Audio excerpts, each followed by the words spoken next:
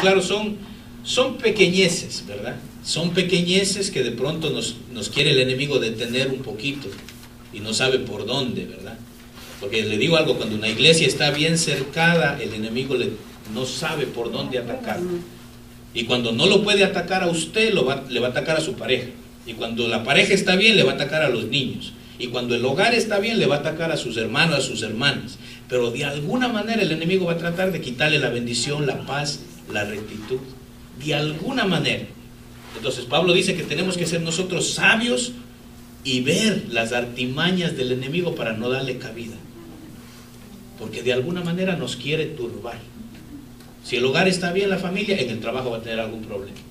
Si en el trabajo está todo bien, de momento se le viene un gasto inesperado. Entonces ya el enemigo trata, ¿verdad? Entonces a nosotros se nos están viniendo estos gastos inesperados y como que nos quiere frenar. Pero es que estamos bendiciendo, amados.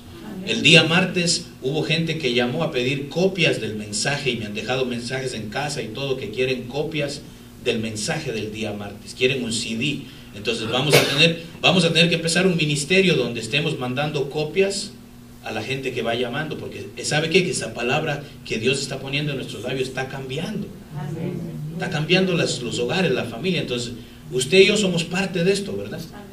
Y como la radio cuesta, el enemigo nos quiere meter más gastos comprando equipos nuevos y cosas nuevas, pero no importa. Como yo le digo al enemigo, no te apures, que Dios dijo que nos va a dar lo necesario. Y hasta el día de hoy Dios no ha fallado y vamos a seguir así. Bendito sea el Señor. Pero siempre oremos por todo esto, que últimamente todo lo electrónico se está dañando. Hoy en la mañana sí llegué y puse el cable ese ahí del audio y sin querer, yo no sé si fui yo, pero lo torcí sin querer. Y sirve el audio, pero ya me va a tocar comprar otro cable. Cada cable de esos vale como $30. Para darle una idea de cómo. Entonces, de verdad que yo digo, wow. Yo pensé que no íbamos a tener audio, de verdad. Pero no importa, predicamos sin audio, ¿verdad? Cantamos. Si en los tiempos de Jesús no había ni audio, ni equipo, ni video, ni nada, y la gente cantaba y adoraba y predicaban y tranquilo, y la iglesia marchaba como, mire, hoy en día la iglesia de hoy no es ni la sombra de los tiempos de Pablo, de Pedro. No les llegamos ni a los talones, sobre todo la iglesia de Estados Unidos, perdone que lo diga, pero la iglesia de otros países sí. La iglesia de la China, de la India, de esos lugares donde la gente da su vida por ir a la iglesia. Si lo agarran yendo a la iglesia, le cortan una mano. A un pastor le mocharon la mano por andar cargando la Biblia en Egipto. Entonces imagínate, aquí no, aquí uno, tranquilo va. Pero la iglesia de Estados Unidos se ha acomodado demasiado. Pero Dios está trayendo un avivamiento que se están levantando hombres y mujeres que están predicando como debe ser y están moviendo la iglesia en la dirección que debe ser. Así que vamos a empezar la clase de hoy. Antes de hablar sobre lo que hablamos de Hanukkah y la semana pasada que hablamos del Menorá, ¿verdad? Antes de eso habíamos empezado a ver el sacerdocio y habíamos quedado en el que íbamos a aprender el ministerio de Jesús, ¿verdad? Ministerio de Jesús. Jesús fue aquí en la tierra rey y sigue siendo, ¿verdad? Fue y sigue siendo rey, sacerdote y profeta. Entonces habíamos hablado que usted y yo, como somos el cuerpo de Cristo, estamos llamados a hacer las tres cosas.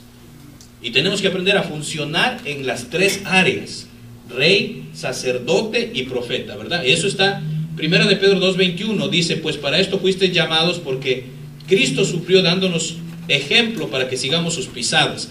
Entonces, siguiendo las pisadas de Cristo, uno puede aprender qué tenemos que hacer. Y no se trata de seguir los pasos que dio Jesús cuando estuvo aquí en la tierra. Las pisadas de Cristo significa escudriñar bien las Escrituras, para ir viendo qué significa cada área, y uno así va aprendiendo, ¿verdad?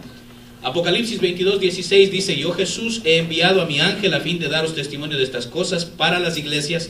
Mira cómo termina. Esta es la última frase que dice Jesús en el Apocalipsis, el último capítulo de Apocalipsis. Él dice, yo soy la raíz y la descendencia de David, el lucero resplandeciente de la mañana.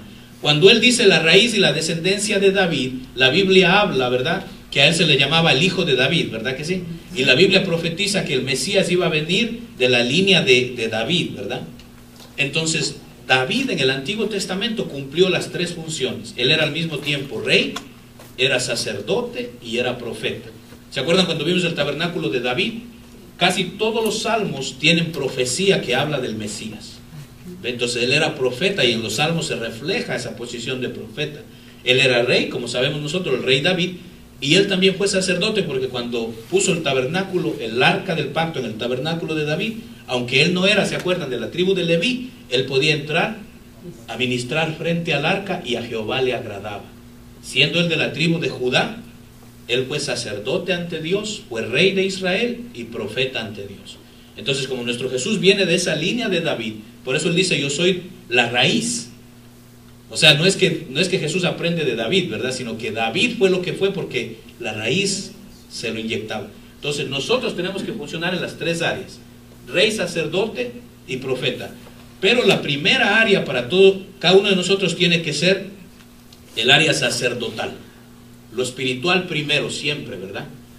Lo espiritual primero, porque si usted está bien, hay gente que aprende a funcionar como rey, hay gente que aprende a funcionar muy bien como profeta, pero no funcionan como sacerdote. Y si usted aprende a funcionar con lo demás y no aprende a funcionar en el sacerdocio, perdió el tiempo. Perdió el tiempo, porque allá arriba lo que va a permanecer es el sacerdocio. Mire lo que dice Hebreos 6:20, esto lo hemos hablado. Jesús entró por nosotros como precursor, hecho sumo sacerdote para siempre. O sea, el sacerdocio es eterno, el suyo y el mío. El sacerdocio de Jesús es eterno y nosotros estamos en él. Entonces usted va a ser sacerdote para siempre. El sacerdocio nuevo, del Nuevo Testamento, ¿verdad? Ahora mire, el Salmo 110:4 dice, el Señor ha jurado y no se retractará, tú eres sacerdote para siempre. Vuelve a decir, aquí está una profecía de David, ¿ve? David profetizando en un salmo. Dice, será sacerdote para siempre según el orden de Melquisedec.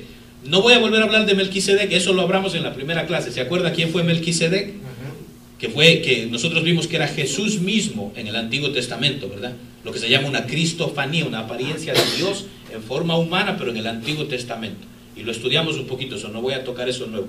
Hebreos 7:26 dice, porque convenía, a usted y a mí nos conviene que tengamos un sumo sacerdote, y aquí vamos viendo el carácter del sacerdote, o sea, el carácter que tiene que reflejarse en usted y en mí. Mire cómo dice que es Jesús: santo, inocente, inmaculado, apartado de los pecadores y exaltado más allá de los cielos. Todo eso viene a nosotros. Hay cosas que son de aquí y otras que vienen en el futuro. Usted y yo vamos a ser exaltados más allá de los cielos, pero la Biblia dice que Jesús y el Padre ya lo ven a usted y a mí sentados allá arriba, ¿verdad? O sea, el Padre ya lo ve a usted. ¿Se acuerda que yo les dije producto terminado? Ya el Padre lo ve a usted y a mí sentados allá arriba. Yo no sé si a usted eso le da gusto, pero a mí sí me alegra eso. A mí sí me alegra que el Padre ya me vea, porque ¿sabe qué? Yo no sé si de pronto, yo sé que a usted no le sucede, pero yo le fallo mucho al Señor, ¿sabe? Pastor, ¿y usted? Pero es que si me pongo aquí a mentirle no gano nada. Yo tengo mis días que de verdad yo dijera, si los hermanitos supieran, ¿verdad? Porque seamos reales. Uno le falla al Señor. Con un mal pensamiento que usted tenga, ya le falló al Señor. Le da un coraje y dice lo que no tenía que decir, ya le falló al Señor. Hace algo que no tiene que hacer y de momento le falla al Señor. Pero qué lindo que el Señor lo vea a usted y a mí, producto terminado, sentado a la diestra del Padre en lugares celestiales. Ya Él nos ve, Él ve el proceso, Él sabe y dice, yo sé que mi hijo va a caer aquí, va a caer allá, va a caer acá, se va a levantar, va a seguir, va a avanzar, pero yo sé que al final del día, dice la palabra de Dios, lo que yo empecé, yo lo termino, ¿verdad? Y Jesús, ¿qué dice en la palabra? Tú no me escogiste a mí, yo te escogí a ti. Y si yo te escogí a ti, es porque yo sé de que tú eres capaz y yo sé tu final, ¿verdad? Y la Biblia dice, aunque tu inicio sea pequeño, tu final será grande. Entonces a veces uno empieza débil en las cosas de Dios, pero ¿sabe qué? Dios te ve allá arriba, ya mire, con poder, te ve terminado. ¿Y por qué? Porque tenemos un sumo sacerdote que dice que intercede de noche y de día por usted. Cuando usted le falla al Señor, en ese mismo momento Dios, Él está intercediendo allá por usted. Porque si no, mire usted y yo, lo sorprendente no es que Dios nos perdona, sino que Dios no nos elimina en el momento que pecamos en contra de Él. Porque Él es un Dios santo, puro, inmaculado, perfecto. Si no fuera porque usted y yo fuimos escogidos en Cristo Jesús, mire, a veces metemos las patas tan feo que si fuera el Antiguo Testamento hace rato que... Pero estamos en la gracia divina de Dios y el Padre ya no lo ve a usted, lo ve a Jesús encima suyo. ¿Se acuerda? Vivimos en el cuarto tabernáculo metidos dentro de Jesús y el Padre ve a Jesús, nos ve cubiertos con la sangre, nos ve limpios, nos ve hermosos, nos ve terminados. ¡Qué lindo! Yo no sé si a usted le alegra eso, pero a mí me conviene que Él me vea metido en Jesús, porque si me ve a mí, Dios me libre, ¿verdad? Es verdad. ¿Para qué yo me pongo? Porque a mí, que el Señor me perdone, yo conversé con un apóstol una vez y le hice una broma y hasta bravo se puso. Porque hay gente que ya como que caminan aquí sin tocar el piso y con alas, ¿verdad? Yo mejor no me meto por ahí, ¿verdad? Porque sacerdotes primero. Entonces, mire, vamos a ir viendo las dimensiones de Jesús de ser rey, sacerdote y profeta. Las vamos a ir viendo de uno en uno, para no confundirnos, ¿verdad que sí? Vamos a irla viendo de a poco. Entonces hoy vamos a empezar a ver el sacerdocio, y el sacerdocio lo vamos a ir viendo también de a poco. Entonces vamos a ver primero el llamamiento del sacerdote, después vamos a ver las ofrendas del sacerdote, que usted y yo aprendemos mucho con las ofrendas del sacerdote, y vamos a ver también las vestiduras del sacerdote. Cada domingo vamos a ir haciendo esta serie de enseñanzas, que cada domingo vamos a aprender el sacerdocio, 3 o 4 domingos. Después vamos a aprender el reinado, y después vamos a aprender el ministerio del profeta, ¿verdad? Pero ¿para qué, amado? No para que nos llenemos de conocimiento, sino para que usted lo empiece a usar, a caminar en esa dimensión, a pensar así. Si algo yo le quiero meter es que usted tiene que empezar a pensar como sacerdote, como rey y como profeta. El llamamiento al sacerdocio. Nuestro ministerio primario es ser sacerdotes. Ser sacerdotes. Desde el Antiguo Testamento, mire, cuando Dios escogió al pueblo de Israel, mire lo que les dijo en Éxodo: y vosotros seréis para mí un reino de sacerdotes, una nación santa. Estas son las palabras que dirás a los hijos de Israel. ¿Sabe que en las creaciones de Dios, siempre Dios ha creado, cuando ha hecho creaciones, Él ha deseado sacerdotes? Pero las creaciones le han fallado. En algún otro momento predicamos sobre las creaciones. Pero Dios hizo primero una creación angelical, que estaban destinados a ser sacerdotes para Él. Y esa creación le falló, ¿verdad? Después creó a Adán y Eva, y hay varias creaciones, no me voy a meter por ahí, pero la creación inicial de Adán y Eva eran para ser sacerdotes a Dios. Y también le falló. Después Él escoge al pueblo de Israel para que levantara un reino de sacerdotes, y el pueblo de Israel también le falló. Entonces Dios levanta un último sacerdocio. A Dios nada lo sorprende, Él sabía todo eso, ¿verdad?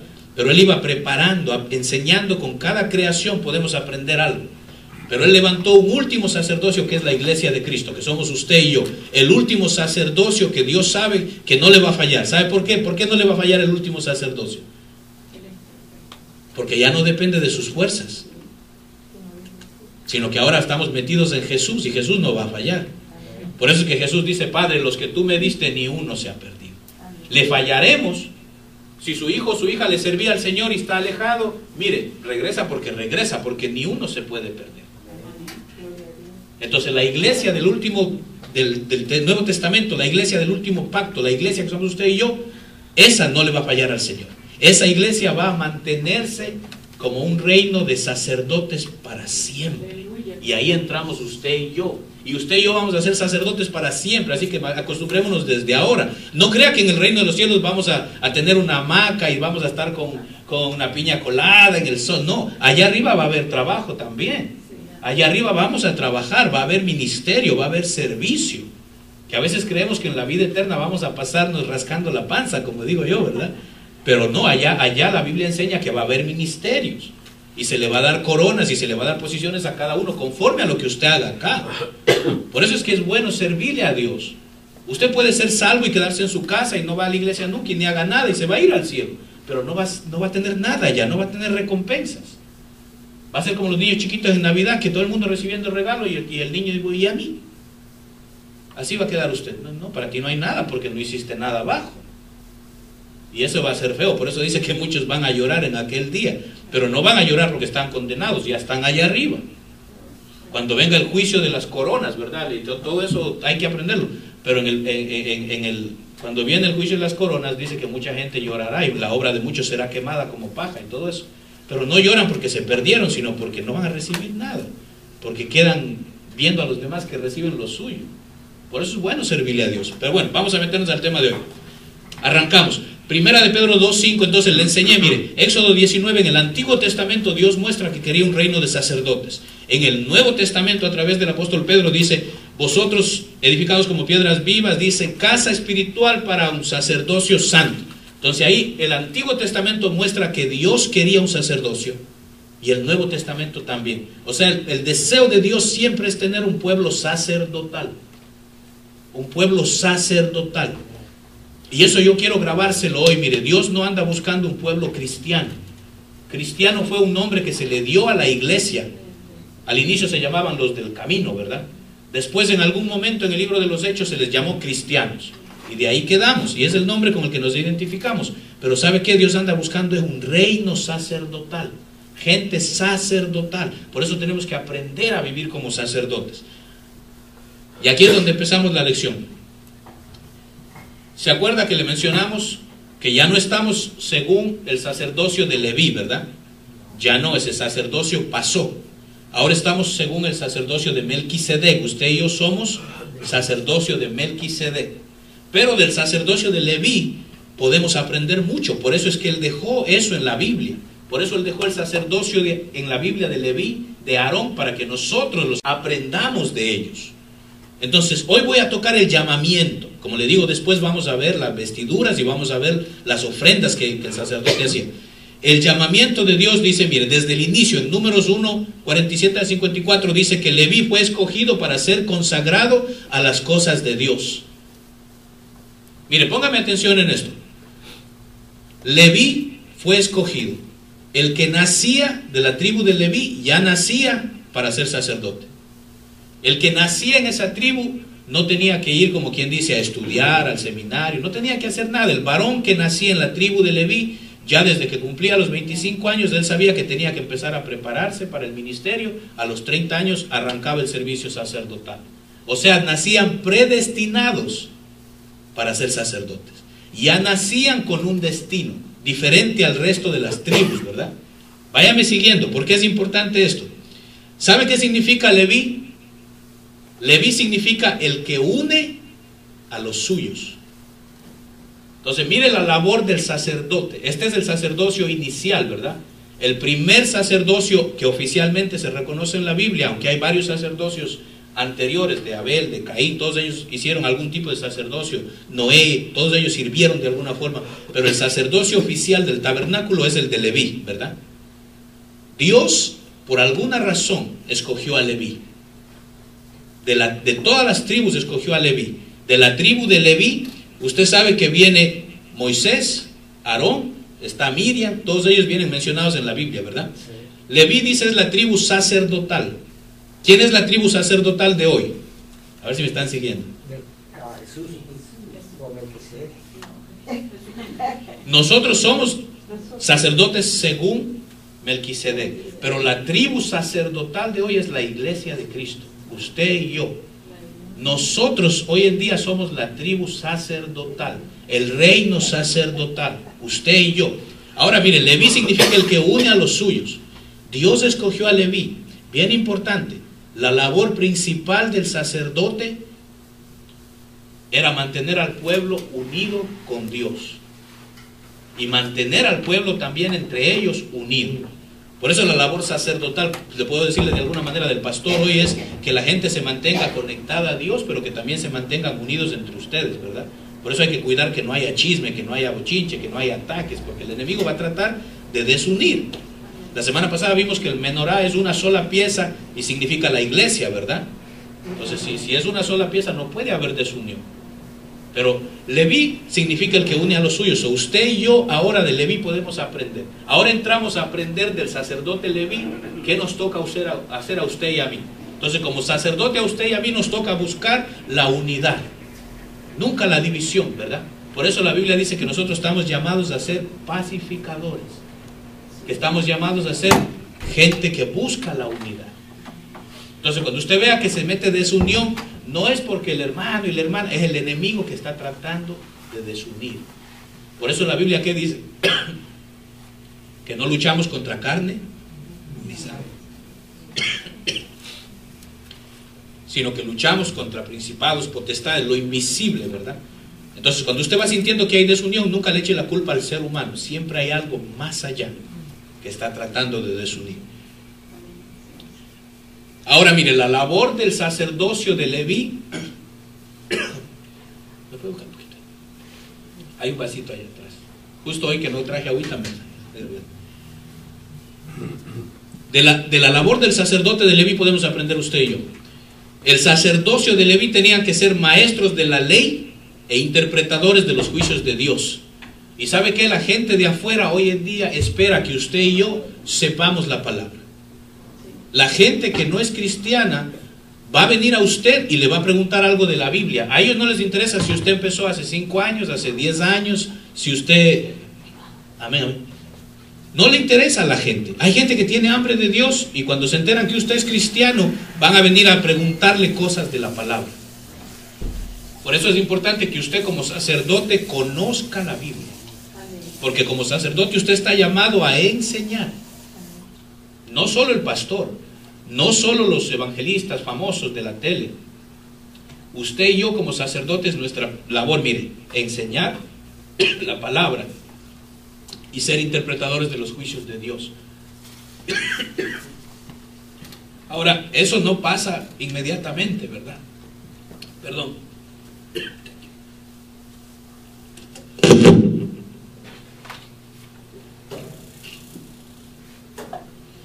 Disculpen, amados. Para llegar a tener esa confianza, ¿sabe qué es lo que pasa? Que a veces...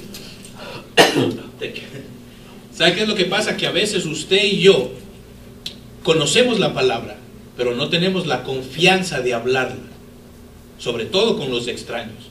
Le preguntan a usted y usted tiene como ese temor de, ¿y si contesto lo que no es, verdad? Entonces hay que aprender a ser sabios y cuando usted no sepa algo, uno dice, ¿sabes qué? No sé, no te quiero dar la respuesta equivocada, yo le pregunto a mi pastor, o yo investigo y te traigo la respuesta. Pero nunca le dejemos a la gente que le digan a usted algo y usted le diga simplemente no sé. Porque usted como sacerdote está llamado a enseñar no solo la palabra, sino también a enseñar con su ejemplo, ¿verdad? Hay veces que lo que usted hace enseña más que lo que usted dice. Entonces estamos llamados a enseñar con nuestros hechos, con nuestras palabras, con lo que hacemos, a enseñar la palabra. Y estamos llamados a interpretar los juicios de Dios. La gente cuando ve a un cristiano y pasan estas desgracias como la que pasó estos días de estos niños, ¿verdad? Que fallecieron tantos niños. La gente lo ve al cristiano y le dice, bueno, ¿y dónde está Dios en esto? Y no que Dios tan bueno y misericordioso. Y entonces, ¿qué pasa?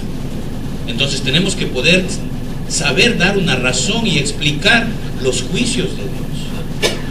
Tenemos que tener la habilidad, pedirle al Espíritu Santo. Por eso vimos la semana pasada, ¿verdad? Derrama sobre mí espíritu de sabiduría, espíritu de conocimiento, espíritu de consejo. ¿Para qué? Para que cuando la gente nos pregunte como sacerdote, si usted no sabe, el Espíritu Santo le pone algo en la cabeza rápido. Y de pronto uno dice, no es que Dios juzga, ¿verdad? Es la maldad de la misma humanidad que nos ha llevado a este nivel. Y uno puede por ahí empezar a explicarles, la palabra dice que la naturaleza misma, ¿verdad?, está explotando, y uno puede, tantas cosas que uno puede dar una respuesta. Pero si usted no lee nunca la palabra, y usted no pasa tiempo con Dios, cuando la gente le pregunte, uno va a estar perdido, ¿verdad? Pero si le preguntan del béisbol, del fútbol, de todo eso, o de los artistas, que esto, que hay, entonces hay gente que ahí sí te lo da, mira, sí, se la saben toda, la última de Chayanne, dicen, ¿verdad? Pero la palabra, entonces uno queda como que, Entonces tenemos que pasar más tiempo en la palabra y menos tiempo en lo de afuera, ¿verdad? Porque usted es sacerdote. Yo quiero que usted se grabe algo. Usted ya no es un ser humano normal. Suena feo, ¿verdad? Usted ya no es un ser humano normal. Ya usted no es un ser humano cualquiera. Ya usted no es un humano más. Si se puede decir, usted y yo ya no somos de esta tierra. La Biblia lo dice, ¿verdad? Dice que usted y yo, nuestro reino está en otro lado. Que usted y yo somos, dice, peregrinos. Estamos pasando por aquí. Somos extraterrestres, se puede decir. No somos de esta tierra, aunque vivimos en esta tierra. Por eso Jesús dijo, mi reino no es de este mundo. Y usted tiene que pensar así. Mi reino no es de este mundo. Entonces ya yo no puedo andar con las cosas de este mundo. Ya no puedo pensar como los de aquí abajo. Ya no puedo disfrutar de los de aquí abajo, porque yo ahora disfruto del reino de arriba. ¿Qué dice la Biblia? Que los que son espirituales, dice, pasan viendo las cosas de arriba. Pasan pensando en lo de arriba, pasan pensando en lo celestial. Y no es que nos creemos muy santos, ¿verdad? Pero mientras más usted se acerca a Dios, más deseo le da de conocer a Dios. Y más deseo le da de que cuando alguien viene a decirle haga algo malo, usted dice, tu espíritu lo rechaza. ¿Ve? Dice, ahora, los que nacían de la tribu de Leví, nacían ya para ser sacerdotes.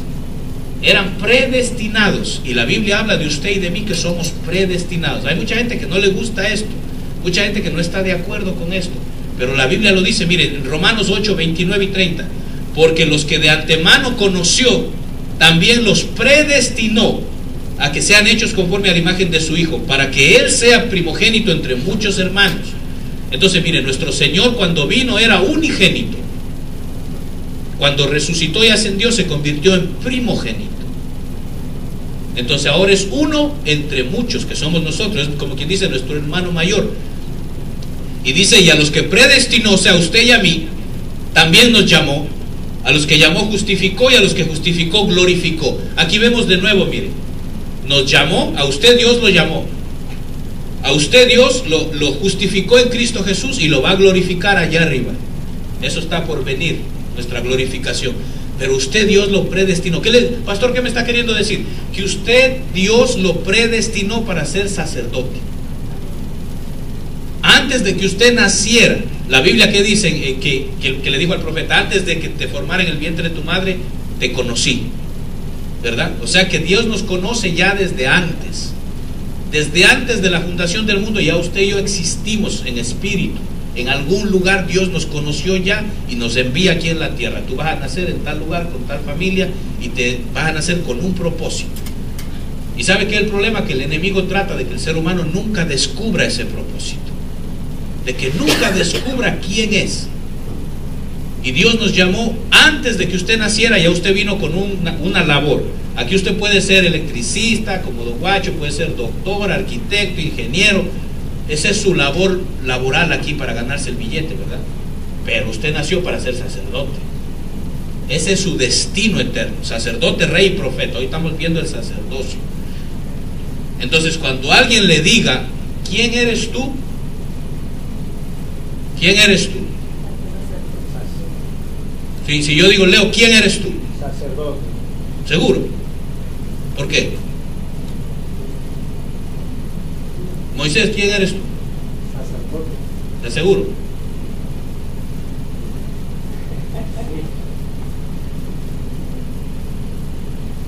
¿Verdad? Porque yo quiero grabar que se le meta algo en la cabeza. Usted es sacerdote. Y a medida que vamos estudiando, vamos a ver la vestidura del sacerdote. Usted anda vestido como sacerdote. Y no solo eso, sino usted tiene la autoridad del sacerdote. Pero tenemos que pensar como sacerdote. Si usted piensa, cuando el pueblo de Israel salió de Egipto, aunque veían la mano de Dios, seguían pensando como esclavos. Veían la mano de Dios, pero decían, es que allá había cebollita, culatrito, y se hacía una sazón sabrosa. Seguían, eran esclavos, y viendo la gloria de Dios, seguían pensando como esclavos. Entonces hay gente metida en la iglesia que siguen pensando como la gente de afuera, aunque son sacerdotes. Y cuando Dios te ve vestido como sacerdote, pero te ve la mente, sigues pensando como esclavo. Seguimos pensando como que ni conocemos a Dios cuando hemos visto ya la gloria de Dios. Entonces, cuando alguien le pregunta a usted, ¿quién es usted? O a veces el ser humano mismo se pregunta, bueno, ¿quién soy yo, verdad? ¿Quién soy yo? Entonces, yo soy sacerdote. Yo soy sacerdote, soy rey, soy profeta. Entonces, ¿cómo usted cree que piensa un sacerdote? No los sacerdotes que conocemos, ¿verdad? Que se persinan. Pero los sacerdotes del Antiguo Testamento, por ejemplo, ¿cómo cree usted que era la mentalidad de ellos? Desde chiquito el papá lo llevaba al hijo al templo. Le decía, mi hijo, le voy a enseñar en qué hago yo. Entonces el uno se encargaba de la mesa del sacrificio, el otro del candelabro, ¿verdad? El otro se encargaba de esto, y toda la tribu de Leví se encargaba de las cosas sagradas de Dios. Entonces los que nacían varones de Leví desde chiquitos iban viendo que mi papá no es como los de allá. Las otras tribus hacían de todo, pero la tribu de Leví consagrados a las cosas de Dios. Y los niños veían que no, mi papá no es como los de mi papá, yo lo veo que son a las cosas de Dios. Y iban creciendo con esa mentalidad desde chiquito. Usted cuando llegue a cierta edad va a servir aquí también. Ya eso estaba escrito, no era opcional. El que nacía de la tribu de Leví. Ahora, en nuestros días, el que nace, el nuevo nacimiento en Cristo Jesús, inmediatamente usted está llamado a ser sacerdote. Al inicio empieza como pequeñito, como bebé en Cristo Jesús, pero Dios quiere que vaya creciendo y después empiece a funcionar ya como sacerdote. Por eso es que Pablo le dice al pueblo de los hebreos, en la carta de los hebreos, ustedes debiendo ser ya maestros, le dice. O sea, sacerdote, el sacerdocio tiene que enseñar. Les dice, ustedes debiendo ser ya maestros, todavía hay que darles leche, porque no pueden digerir comida sólida. O sea, no pueden aceptar las enseñanzas fuertes, siguen bebés. Entonces, Dios nos llama a que usted llegue un tiempo que ya usted sea maestro, que usted ya enseñe, que usted tenga la habilidad de pararse aquí o en cualquier lugar y decir, sí, la escritura dice, déjame, yo te llevo en el libro tal, y la palabra enseña que y por eso las cosas. Cosa que la gente diga, no, esta gente sí está estudiando, están metidos ahí. Porque de nada vale que nos conozcan, que vamos siempre a la iglesia y cuando nos preguntan algo, ¿sabe qué pasa? Yo lo dije en el programa de la radio el martes, la iglesia está llena de mucho cántico y muy lindo. A mí me encanta los salmistas, hermoso la música de Dios, pero se está abandonando la palabra. A la gente le encanta entretenerse. Mire usted un concierto de salmistas, ¿cuánta gente va? Y a cada rato hay conciertos y eso es muy lindo, yo no digo que esté malo. Pero llame usted a una asamblea para estudiar la palabra. El concierto duran como 3-4 horas. Pero llame usted a una asamblea para estudiar la palabra 3 o 4 horas. La gente se duerme. Se cansa, se aburre. Entonces el ser humano, y no estoy juzgando porque somos así, nos gusta más entretenernos que esforzarnos. Mire usted, no sé si usted, yo sé que usted no ve mucho la tele, usted pasa orando, yo sé. Pero estos días hubo la maratón en Univisión, qué sé yo, para colectar algo. Yo no sé qué era lo que estaban haciendo.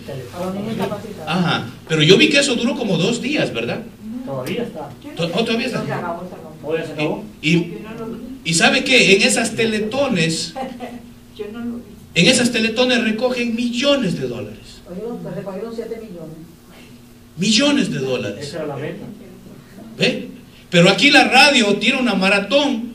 Eso estaba yo pensando. Y no sé cómo recogen 1,000, 2,000, pero eso es, mire, puyando a la gente y exprimiendo los brazos del hermano, suelta algo. ¿Por qué?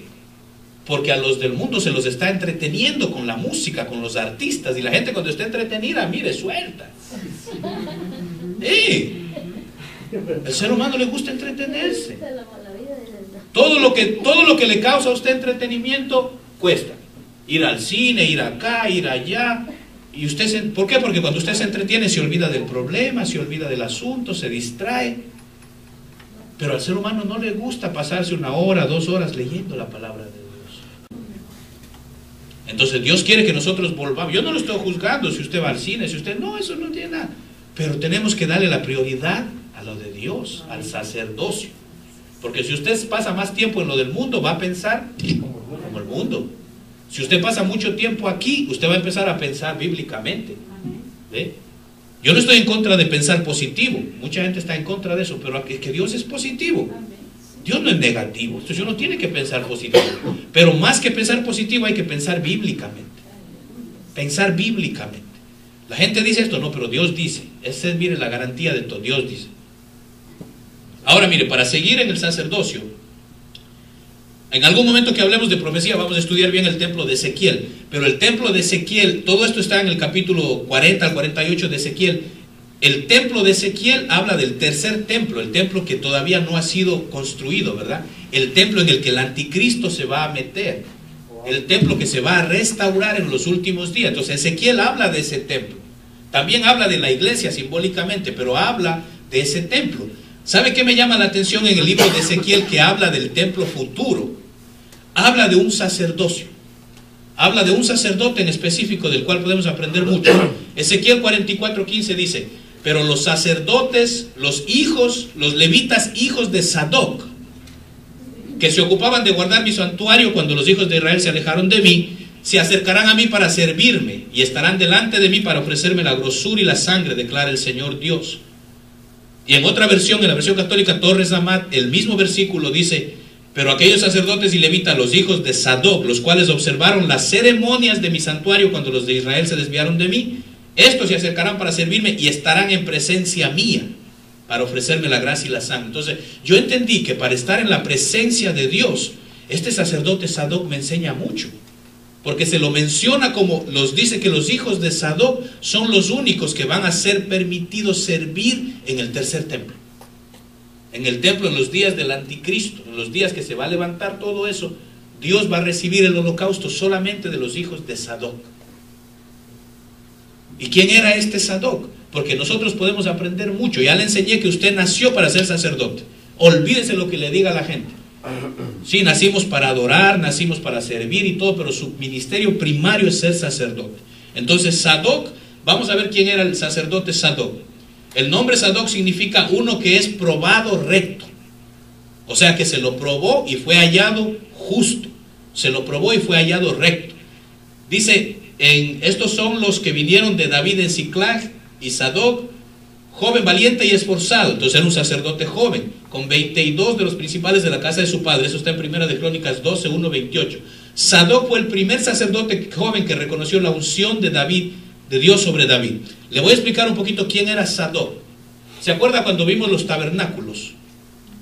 Cuando vimos los tabernáculos, que llegó un momento que el arca fue sacada del tabernáculo, se la llevaron los filisteos, y el sacerdote que estaba en esos días era Elí. ¿Usted se acuerda? Sí. Y Elí tenía 2 hijos, que esos hijos hacían lo malo delante de Jehová, y el mismo día murió Elí, murieron los 2 hijos, murió la mujer de un hijo, y a un hijo le pusieron por nombre Icabod. Lo vimos la semana pasada, ¿verdad? Que Icabod significa sin gloria, la gloria se fue. Este sacerdote Sadoc fue el primero que vio que Dios había dejado a Saúl. Se dio cuenta que David era el verdadero ungido de Dios. Y aunque era sacerdote bajo la casa de Elí y todo eso, Sadoc dijo, no, yo voy a seguir a David. Y cuando David huyó a las cuevas con sus ejércitos y todo eso, el sacerdote de Dios que andaba con David era Sadoc. Y aunque Sadoc corría peligro su vida, él iba con David. ¿Y sabe quién fue el papá de Sadoc? ¿Usted se acuerda cuando David llegó y tenía hambre con su ejército y quería comer?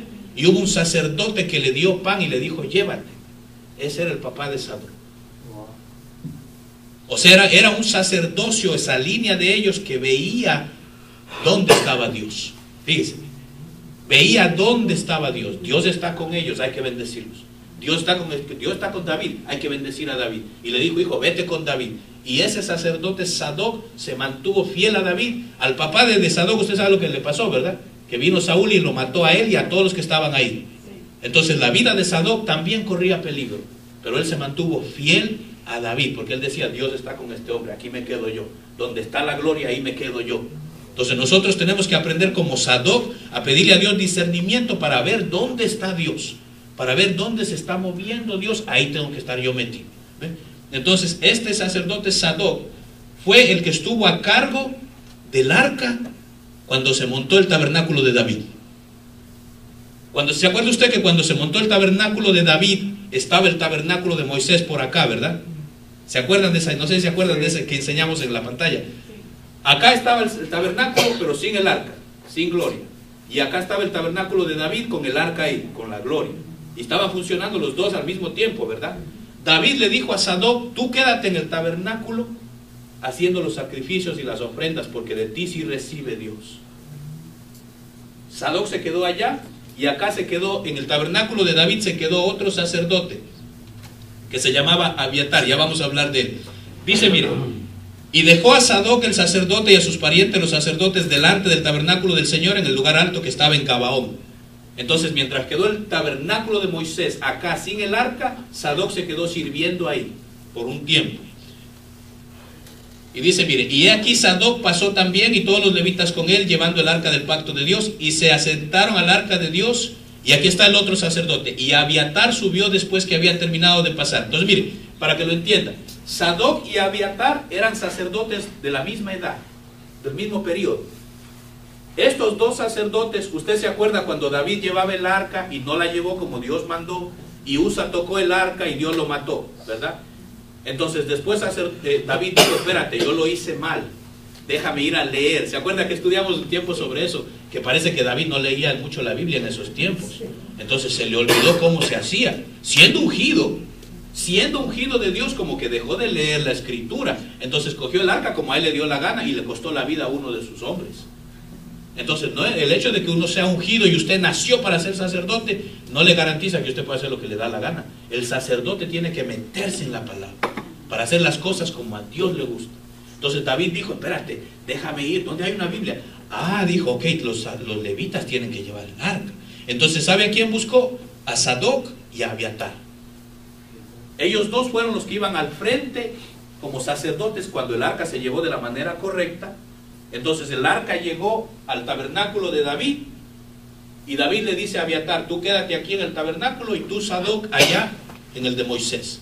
Entonces Sadoc en el tabernáculo de Moisés y Abiatar aquí en el tabernáculo de David.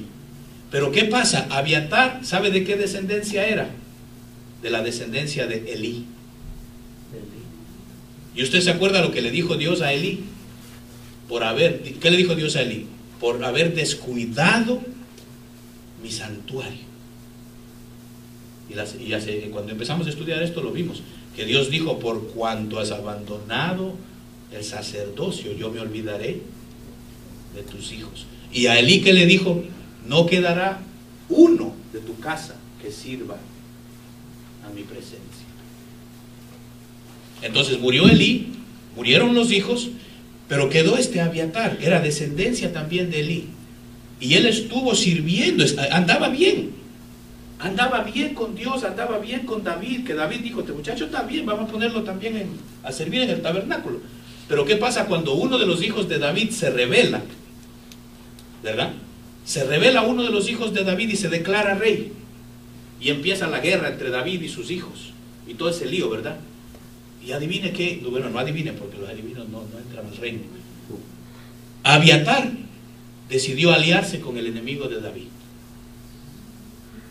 ¿Por qué? Porque venía una maldición sobre la descendencia de Elí. Ya venía una maldición. Entonces, aunque el hombre iba bien, esa maldición lo agarró.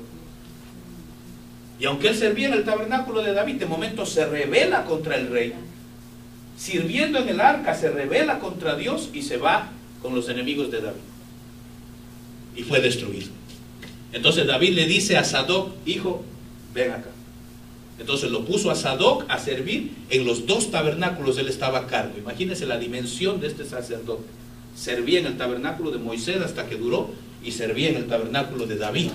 Ahora usted se acuerda que el tabernáculo de David representaba el último tabernáculo, ¿verdad? Que la adoración ahora tiene que ser como el tiempo de David. Entonces el sacerdocio de ahora tiene que ser como en el tiempo de David. Por eso el sacerdote Sadoc nos enseña mucho. Entonces hoy en día existen esos dos tipos de sacerdocio, ¿sabes? Hay sacerdotes que son como Sadoc y hay otros que son como Abiatar, que están bien un tiempo, pero después les gusta lo del mundo y son llamados a ser sacerdotes. Pero el hecho de que usted sea llamado a ser sacerdote no le garantiza que usted va a entrar al reino de los cielos de así nomás. Acuérdense que la Biblia dice que el que puso tu nombre lo puede borrar en el libro de la vida. El nombre Abiatar significa, en paz con Dios. Él estuvo con Sadoc mientras llevaban el arca a Jerusalén. Abiatar era la simiente de Elí, una simiente de maldición. Abiatar siguió a Adonías. Adonías era el hijo de David que se rebeló. ¿Y sabe qué significa Adonías? Ese nombre significa éxito y prosperidad, pero sin santidad. Entonces hoy en día hay iglesias que le predican éxito y prosperidad, pero no le predican santidad. Todito nos vamos al cielo, haga lo que quiera, vístase como quiera, no haga de todo, no importa. Nos vamos toditos al cielo. ¿Qué tipo de sacerdocio hay en esa iglesia?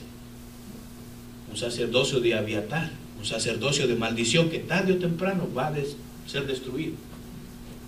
Porque yo creo en el éxito y yo creo en la prosperidad. Porque si usted se va al reino de los cielos, créame que allá no hay pobreza. Y créame que Dios no fracasa, solo eso, Él es un Dios de éxito.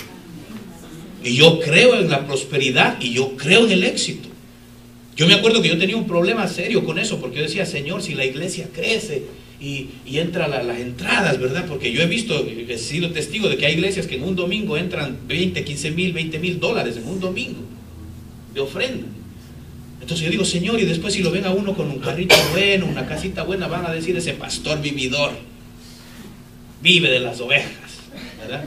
¿No es lo que dice la gente? Entonces yo le dije, Señor, yo no quiero ser que digan de mí eso, Señor, no sé.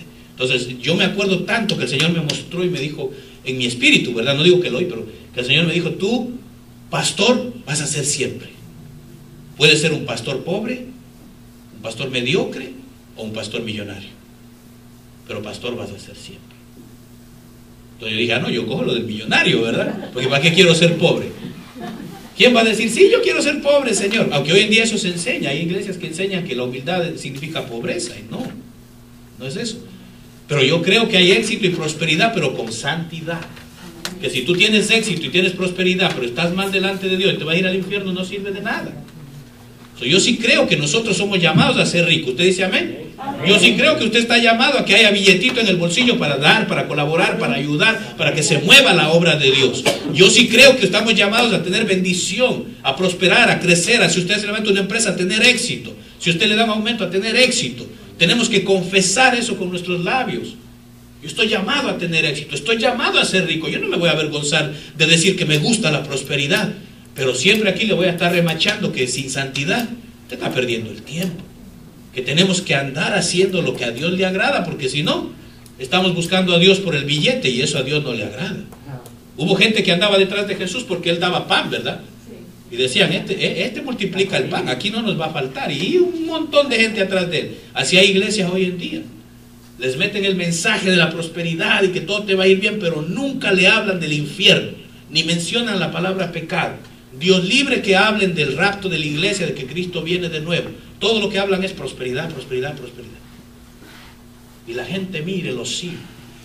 Pero cuando Jesucristo dijo, si me quieren seguir, tienen que comer mi carne y beber mi sangre, se le fue medio mundo. Porque dijeron, ¿y el pan qué pasó? Él dijo, no, ya no hay pan, ahora es mi sangre y mi carne. Pero no lo entendían, ¿verdad? Porque el que sigue a Dios buscándolo de abajo no lo van a entender. Hay que seguir a Dios buscándolo de arriba. Y hasta los discípulos se asustaron. ¿Y Jesús qué les dijo? ¿Y ustedes quieren irse también? Váyanse. Jesús se lo dijo a sus discípulos. Jesús se lo dijo a sus discípulos, a los apóstoles. ¿Y ustedes quieren ir? Váyanse. Por eso es que a veces uno suena feo, pero en la iglesia, hermanos, si usted quiere irse, váyase, ¿verdad? Yo le doy la dirección de varias iglesias que hay por acá y tranquilo.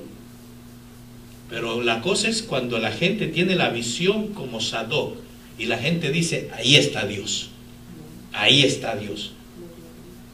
Sadoc tenía que servir a Saúl, pero Sadoc dijo, no, Saúl a ti hace rato te dejó la gloria y siguió a David. Y con Sadoc se fue un buen grupo de ellos.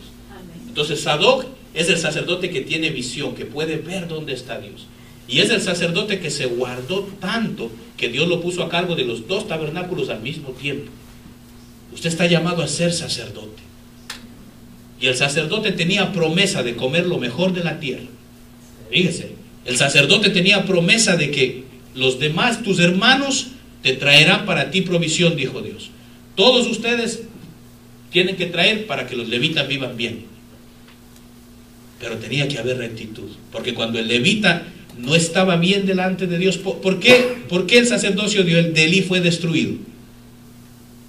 Porque Elí era muy blando. Los hijos hacían lo que les daba la gana y Elí decía, hijitos, ¿no? Pórtense bien, eso no se hace. Ok, papá, ya hijitos, ya, Señor les bendiga. Y los hijos hacían lo que les daba la gana. ¿Y qué le dijo Dios a Elí? Por cuanto no te interpusiste entre tus hijos y el pecado, no te metiste, pero ¿sabe qué? Hay que ponerse serio, hay que ponerse fuerte, aunque los amamos. A veces lo más difícil es ponérsele fuerte a aquellos que usted ama. Es lo más difícil que hay. Sobre todo a los hijos, o a la pareja, al esposo. Pero a veces hay que decirle, no, espérate, yo te quiero, pero lo que estás haciendo, Dios te va a castigar. Dios te va a castigar, está mal. Hay que decirlo, ¿verdad? Por el bien de los que amamos. Si yo veo a mis hijos haciendo cosas horrendas. Tengo que decirle, te amo, mijo, pero si te mueres te vas al infierno. Te vas a perder, arrepiéntete. Entonces Dios ya no me juzga a mí porque yo me he metido en el medio.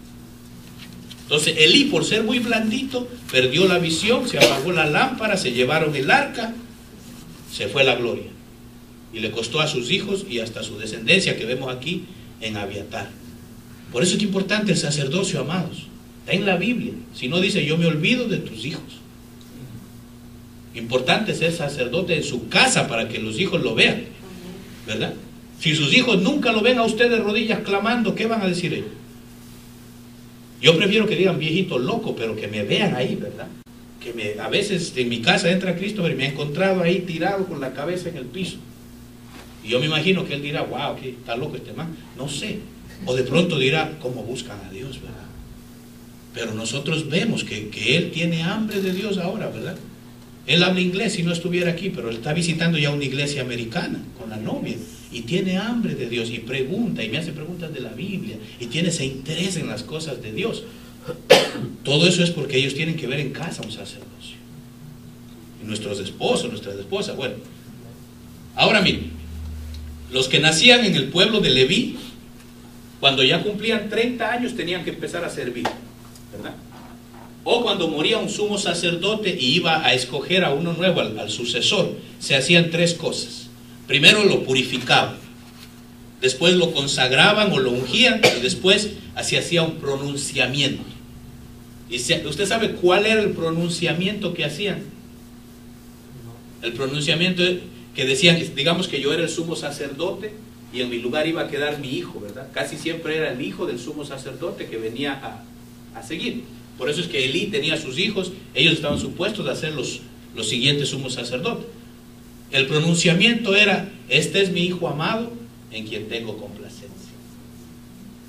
¿Y cuándo se dijo eso en el Nuevo Testamento? Por eso es que él cumplió todo, que a veces uno dice, ¿por qué Jesús se tuvo que bautizar si él era Dios? Si él era Dios, ¿por qué se tuvo que bautizar? ¿Sabe por qué? Porque él cumplió 30 años. Y aunque no era de la tribu de Leví, era de la tribu de Judá, pero ahora él era del sacerdocio de Melquisedec. Jesús entendía que a los 30 años se empieza a servir. A los 25 los empezaban a preparar. A los 30 se empezaba a servir. Entonces cuando Jesús llega ante Juan, él estaba cumpliendo sus 30 años. Entonces él dijo, ahora es que empiezo, pero para que empiece se tienen que hacer estas 3 cosas. Tiene que ser purificado, consagrado y pronunciado. Entonces cuando Jesús se bautizó, él entró a las aguas y fue purificado, aunque no necesitaba, ¿verdad? Pero él dijo, para que se cumpla la ley. ¿Por qué? Porque la ley decía que el sacerdote que empieza a funcionar tenía que ser purificado. Fue ungido porque dice que el Espíritu Santo voló como paloma sobre él. Y se hizo la pronunciación. Desde el cielo se oyó la voz que dijo, este es mi hijo amado, en quien tengo complacencia. Entonces ahora usted y yo estamos llamados a ser sacerdotes. Usted y yo estamos llamados a crecer hasta los 25 y a los 30 y hay que empezar a servir. Entonces, ¿cuánto tiempo llevamos ya en el Señor? Hay algunos que de pronto están empezando, están creciendo, están preparándose. Pero hay otros de nosotros que ya tenemos que haber empezado a servir. Entonces, ¿qué se necesita? Que sea purificado. O sea, primerito tiene que bautizarse en las aguas para poder ser purificado. Tiene que ser consagrado o ungido, ya cuando Dios lo llama a un ministerio y uno unge para que ya usted sea soltado a cualquier ministerio. Pero tiene sobre todas las cosas que haber una pronunciación sobre usted. Y yo le hago a usted y a mí mismo esa pregunta. ¿Puede el Padre desde allá arriba mirarlo a usted y decir, este es mi hijo amado en quien tengo complacencia? Esta es mi hija amada en quien tengo complacencia. Y lo que dijo después del Padre, dijo, a él oí. Por eso es que yo enseñaba algún momento en la radio que si a usted no lo oyen sus hijos, es porque de allá arriba no han dicho a él oí. Si no lo oye su esposo es porque de allá arriba no han dicho todavía a él oí. Porque cuando Dios dice a él oír o a ella oír, la gente, mire, presta atención. Entonces nosotros tenemos que encargarnos, amados, que de allá arriba, como sacerdotes, todo el tiempo, nuestro Dios cuando nos mire pueda decir, estoy complacido con mi hijo, estoy complacido, a él oí. porque usted es sacerdote. Don Guacho, ¿quién es usted? ¿Yo soy yo? Me cogió de sorpresa. Esa es la idea, lo hago intencionalmente porque tenemos que empezar a vivir como sacerdotes todo el tiempo. No solamente en la iglesia, cuando estamos orando. Todo el tiempo usted tiene que pensar como sacerdote de Dios. Tiene que verse a usted mismo vestido con la vestidura de sacerdote. Y como yo le enseñaba el otro día, aunque Elí estaba ya flojo en la fe, pero todavía la palabra de él servía. Él bendijo a Ana y le dijo: tú pediste un hijo, te sea concedido. O sea que la palabra del sacerdote tiene poder hasta que Dios se lo lleve, aunque esté medio flojo ante Dios. Entonces usted tiene que entender que usted como sacerdote tiene autoridad en su boca. Cuando veamos las ofrendas, usted va a ver que tiene autoridad en sus manos. Entonces usted como sacerdote no es cualquier persona. Yo eso quiero grabarle. Usted no es un ser humano más. Tampoco vamos a andar como pavo real, ¿verdad? Que ahora yo soy sacerdote. No, porque la jefa le va a decir, o el jefe le va a decir: está loco, váyase para su casa. No me grite que yo soy sacerdote del Altísimo. Ponche y vete.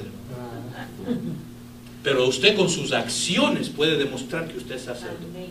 Y cuando nadie lo mire, póngale la mano a la silla del jefe y declare: yo declaro paz entre esta persona y yo. Declaro que esta persona me va a ver con gracia, con amor, con favor. Entonces el jefe va a molestar a todo el mundo menos a usted. Tenemos autoridad en la boca, en los labios, en las manos. Y tenemos autoridad para bendecir o maldecir. ¿Sí? Entonces, como sacerdote, yo quiero que usted se le mete eso en la cabeza, que tenemos llamamiento a vivir pensando como sacerdote. Después de ser bautizado, lo que le hablaba, ¿verdad? Jesús salió, fue llenado del Espíritu Santo y se oyó la voz que decía: este es mi Hijo amado en quien tengo complacencia. Y ya para ir terminando, Apocalipsis 20 dice: bienaventurado el santo, el que tiene parte en la primera resurrección. La muerte segunda no tiene poder sobre esto, sino que serán sacerdotes de Dios y de Cristo y reinarán con Él por 1000 años. Sacerdocio terrenal, aquí abajo vamos a estar 1000 años reinando con Él. Pero ¿quiénes son los que van a reinar esos 1000 años? Los que se vayan en la primera resurrección. La primera. Así que usted y yo, nuestro reto es vivir en santidad para que nos vayamos en la primera resurrección, que es el rapto de la iglesia. Cuando los muertos en Cristo resucitarán primero y los que estemos vivos seremos transformados en un abrir y cerrar de ojos. Hoy en día se predica en muchos lugares que eso ya no va a suceder. Que ya Cristo está aquí porque la iglesia está aquí. Un cuento raro, pero eso va. La Biblia lo muestra, que en los últimos días vendrán doctrinas raras. Entonces hay apóstoles famosos que ahora están enseñando que ya Cristo no viene. Y da pena, porque son gente que Dios ha usado grandemente. Por eso hay que guardar la doctrina. Esas son cosas que no se cambian. Jesucristo vuelve, hay un rapto de la iglesia, hay una primera resurrección.